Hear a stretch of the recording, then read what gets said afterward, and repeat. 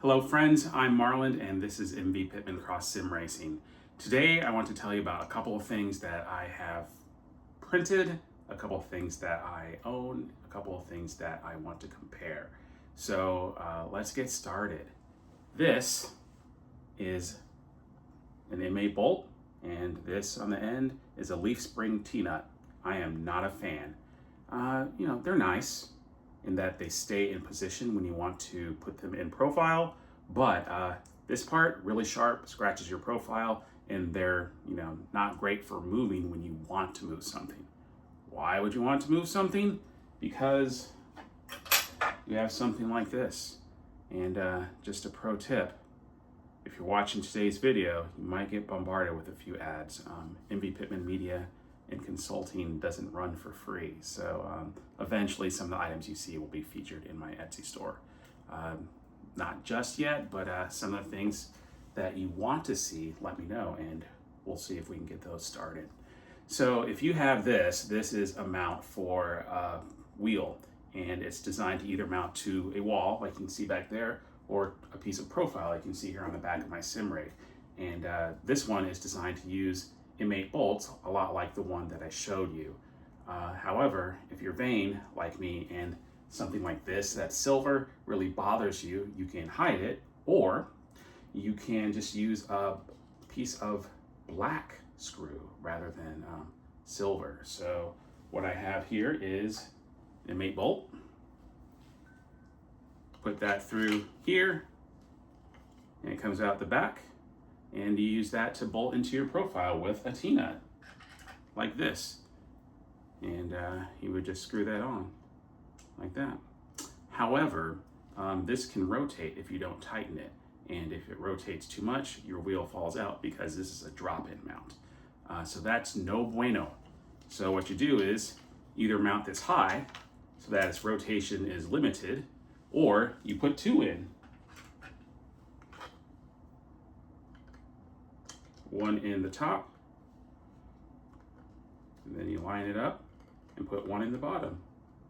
And this can be a little difficult to line up. I suppose I'm somewhat embarrassed.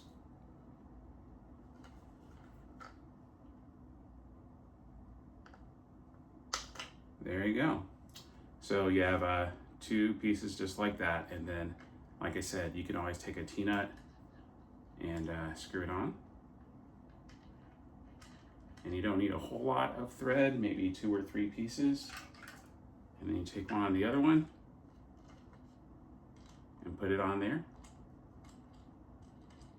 And then you can mount this to profile, top and bottom. You can go side to side, you can go at an angle, you can just center mount. So I think this is pretty nice. And what I'm gonna do is demonstrate how to mount it and then put a couple of wheels on it. And then maybe we'll talk about some other stuff.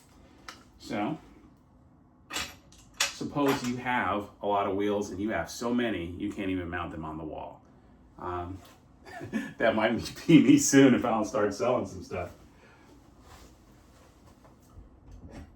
Let's take, for example, the Cubicle Controls GTX2. Great wheel, I'm pretty happy with it. A little weirdness in the back. There's no Bluetooth, so I don't know what's up with that. And you may have seen a previous video where this kind of flopped around. I'm not sure what's up with that, but I use pass-through, so not too worried about it. So I'm gonna put this down and then we'll figure out this mount. So like I mentioned, start with a T-nut. And one thing about profile, it varies. So this is supposed to fit in an 8mm slot, which means you can't just push it in. If you wanna do something like that, maybe just use an M6 hammerhead so that you don't have to deal with this kind of stuff. What you can't see, because I'm not zooming and I'm also not editing, this fits in the slot and turns, but you can at least hear that drop, and you might have been able to see it drop down to here. That's a problem.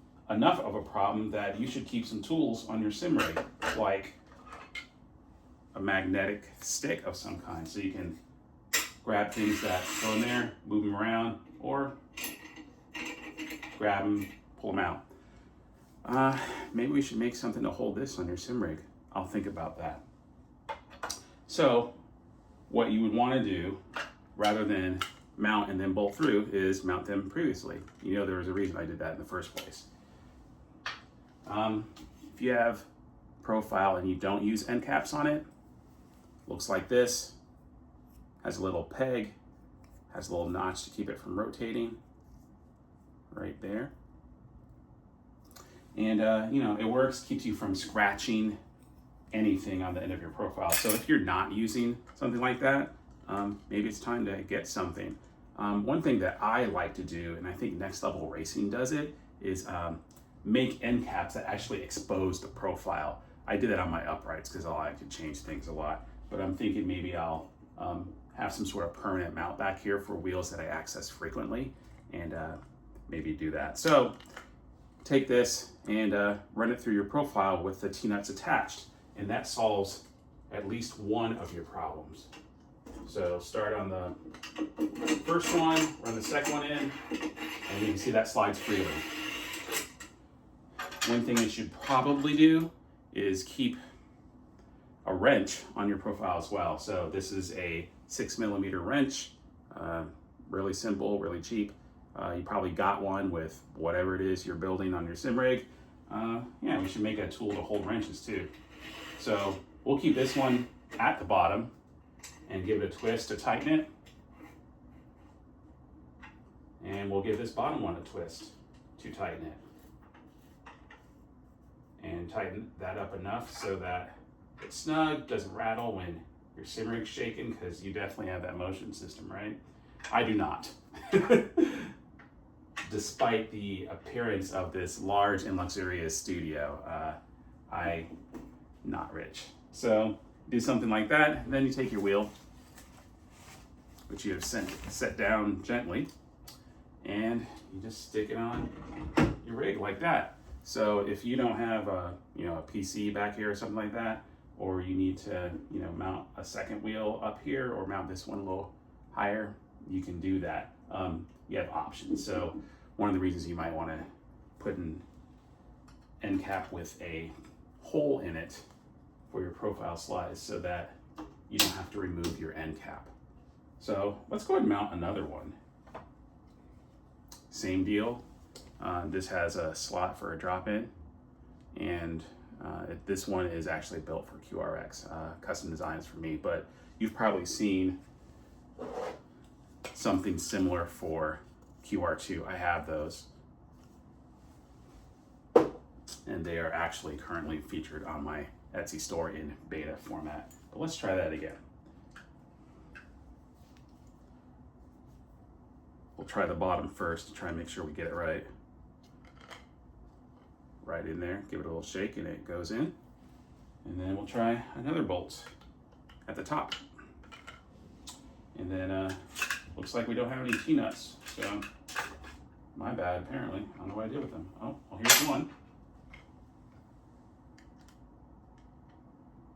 Again, just get it on there, thread it maybe twice, maybe 3 times, just to make sure that you get it on there. And then, like I said, if you don't have 2 T-nuts, you can always take this off and put it on later, but you can also just run it at the top. And if you tighten it enough, I don't think you're really gonna have a problem, but we'll remove that end cap again. This way you only have to line one up, which is kind of cool. Put the end cap back. And then you find the wrench that you definitely bought something to hold near your rig, so when you have to not put it down and put it away, you can do that. Little tightening. Honestly, that's not going anywhere if you tighten it up. So single bolt will probably be fine, but tighten it up exactly where you want it. Center. I guess if you need a level, you can set it on this little shelf. Let's grab another wheel.